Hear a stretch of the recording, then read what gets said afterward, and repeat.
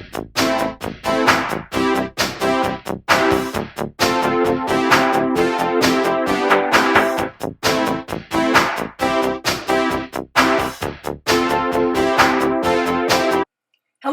and welcome to the Darby Creek Diaries. I'm Gale Thompson and I'm so glad that you're here. We're going to build a bear using the distress inks, but also including the latest distress ink color, which is Scorched Timber. The bear, which is adorable, is from Kitchen Sink Stamps. I'll have everything linked below for you, and it's easy to find, and I'll have it over at my blog. I have out my mini Misty, which I love for doing videos because it all fits in the screen. And I'm using just a pad and a sticky grid from Sizzix, which makes it, I don't like those magnets. I think they get in the way. And this, to me, just makes it a lot easier. Now, Kitchen Sink Stamps always has directions in there, but I'm going to go a little bit opposite of those directions. It's a bit counterintuitive, but she suggests that you go from your darkest ink to your lightest. But in this instance, I thought it was going to be hard on my page where I wanted to line up the eyes, and then put the body. So I decided to do a body part first and then put the eyes in second. So I just switched the first two steps. It'll make more sense in a minute. First, I'm going to use the coarsest, with the darkest. This is the second darkest ink I'm going to do, and then the darkest I'm going to do second. And so this is Walnut stain, and I love this stain, and I need to get a reinker for it. But I need to get a reinker for all my browns because they dry out, because really I'm not a brown person. So I seasoned the stamp a little bit, rubbing my finger over it. You could rub a towel over it. But we're placing down the walnut ink first. And if you see ink left on the stamp above, just drop it back down and push it again. And once it's all clean, you know it's all transferred. So I'm going to get a twofer for this because I'm going to fussy cut anyway.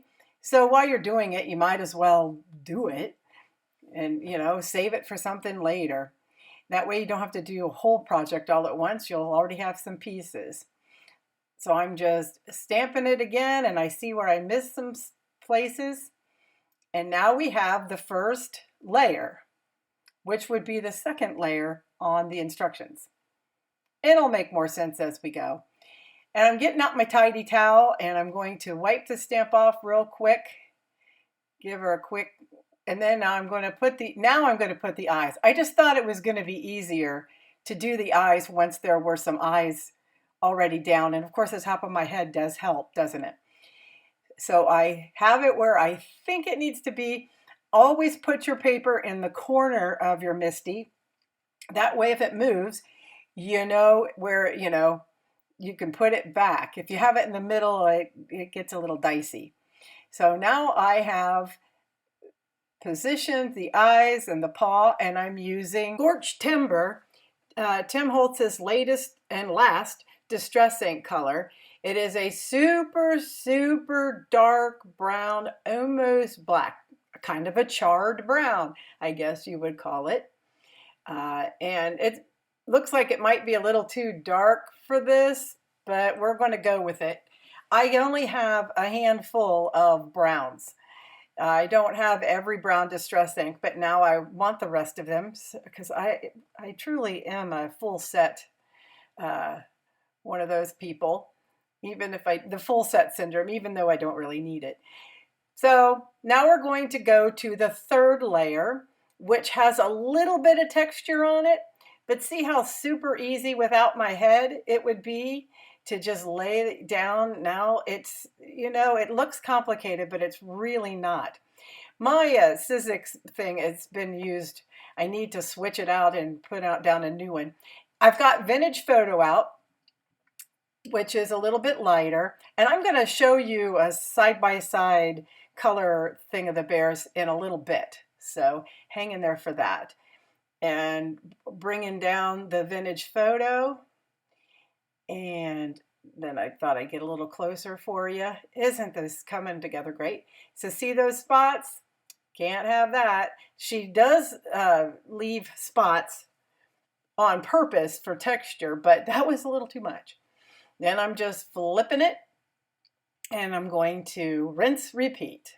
I'm just amazed at the texture that you can build with these stamps. There aren't any other ones like them.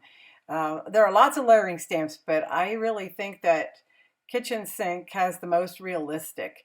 And I have lots of the stamps still I need to use. I buy them up and then I got to get around to it. Next is brushed corduroy, which I dug out of my mini stash. And I want to buy a full size of that one because I really like that color. I wish I had all the browns. You can certainly use lots of different browns and different inks. It doesn't have to be a distress ink. But I just thought sometimes it's nice to have, somebody already do the work and tell you what colors, and you don't have to think about it. So this is the last one, and it has very little texture on it. So there's going to be some, gaps. So don't feel like when you're inking it, you're not inking it up all the way, because you really are. And you may want to ink it a second time. That brushed corduroy is a little bit dry, but isn't that gorgeous? So I'm going to flip it, and I was having camera problems. I was having lighting problems. Oh, woe is me. And I appreciate your patience. These take a while to make, especially when I work full time and I have chores. So I wish I could do things, more often, but I hope you enjoy what I am able to get. There are our bears, and my sticky-less sticky is, I'm going to put that back, just put a cover on it. Now, here are what the colors look like just stamped out on a bear. I thought that might be helpful. The little list I wrote just blew by real quick, but you could freeze frame. Left is walnut stain, then scorched timber. In the center, it's vintage photo, then brushed corduroy. And on the right, it's rusty hinge, and I did that twice, and then tea dye. So I just thought that would give you an idea, but there are a few other ones that I'm missing that, like, I really am not a big fan of the rusty hinge, but I wanted to use all the ones I did have just to try them out. And then here are some of the combinations. Sometimes you can double stamp if you don't have a different color. On some of those, I wouldn't have used the scorched timber because it was a little too dark for my taste. You can just freeze frame this. My favorite combination, though, is the one that I used, to show you. The rest of these, I was just goofing around and playing with what I had. There's some antique linen there. I used that to fill in for my lightest color. If I used tea dye and brushed corduroy. So those are just some examples. So here's my little guy. I really love him. I fussy cut him because I don't have the SVG file. I never would have left all this white. I don't like that, except for I wanted to show the texture, so I couldn't chop it all off. And then just to save some time, I put together the rest of the pieces of the card and we'll put it together. But it is more about the bears than it is about the card.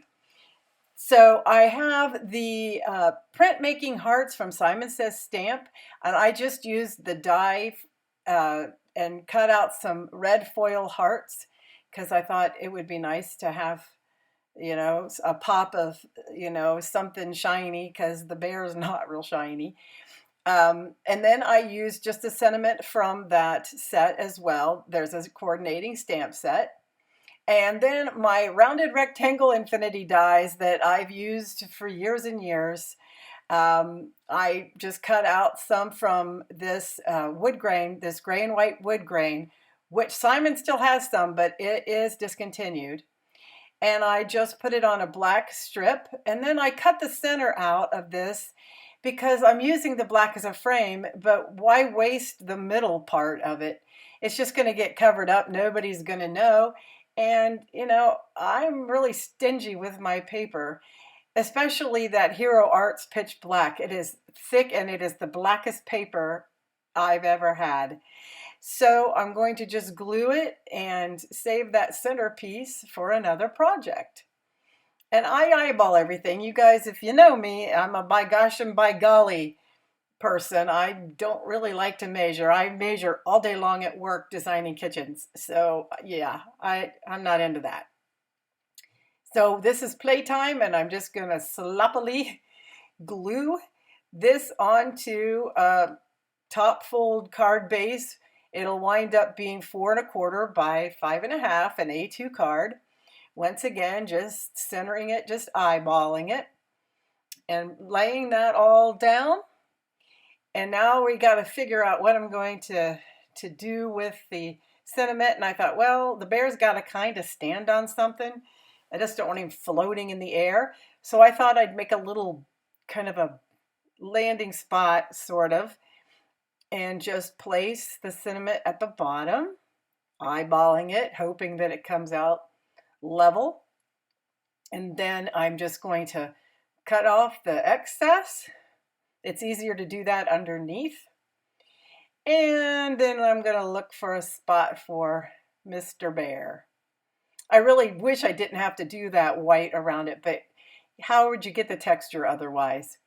I'm not sure on her SVG files, kitchen sink, if it has the texture or not. I just, I bought this set a long time ago, and I just never got around to getting the, and you would have to have a scan and cut or a Cricut or something. So now I'm figuring out my balloons, and I have to have a balloon string. And so I'm figuring out where I'm going to put it. And I'm just using this off a Simon Says Stamp Critter Accessories or something like that. And I'm only going to stamp the string part of it. And not that it really matters, because I could cover the top of it with those hearts anyway. But I'm using Memento Tuxedo Black ink for this.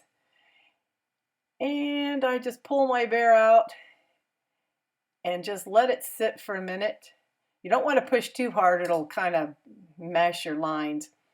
So there's my balloon string. And now Teddy can hold on to it, and we will attach these hearts to the top. And I kind of like the idea of it hanging over the side, you know, over the rest of the frames. And I'm just figuring out how I'm going to place them so that they all kind of look like they're on the same string. I thought about raising these up, and with a little dimension, and I thought, no, I don't think so, because then it was just I figured that we had kind of a lot of things going on. So I just glued these down. However, I decide later that maybe, like Laura Basson says, is dimension is life, or she'll say dimension is life. So I just love her. There are so many good YouTubers out there. I mean, I just could watch them all day if I had the chance. I do watch a lot of them, though. So there are our balloons, and I'm putting something heavy on there to let it dry. Now, so I decide, let's pop up the bear. Simon Says Stamp has these, they have teeny, not really thick little squares, and it comes in a pack with a page of the big ones and the little ones together. So you don't have to chop them up and have it all stuck to your scissors if they're not Teflon. So, and the other thing I really like about these is that the release paper comes out super easy. I get so tired of, I don't know if this happens to you, but doing battle with release paper on foam tape. The other foam tape that doesn't do that is the World's Best Foam Tape by Pear Blossom Press. My friend Amanda Stevens has some wonderful, she has the lights, the easy lights, and she also has the foam and lots of other things. Anyhow, shout out to Amanda, she's wonderful. So look how easy the release paper is coming off. I'm not sitting there, you know, picking at it and having everything fall off or, you know, whatever. So I really do like those, and they come in black as well. So Teddy is now popped up, and there is our card. I thought, oh, maybe I should put something somewhere, you know, and then I got to looking at it and I'm going, you know, Gale, sometimes less is more. However, we could maybe make his eyes glossy. Now, if doing this again, I would probably get out my black Nouveau drops because his eyes were like a real dark brown, but I think black probably would have been better. Now, when you do this, you pick it up and you smack the card and you just keep hitting it on your hand so you don't get those little Hershey Kiss looking things. You get nice round domes. And these look weird right now, but they will dry and they will be brown like the background. Now, see, that one's kind of giving me issues, but this is how they turn out. And I made a little bow tie, and I just took my little pick there and added creases to a bow tie with that Cuddly Critter kit that I've used for some things, and made a bow tie out of it. And there's our project. I hope you enjoyed this and that maybe you learned a thing or two, and that you'll like, subscribe, follow me, tell your friends. And I'm going to leave some videos here until next time, which will be very soon. Bye-bye.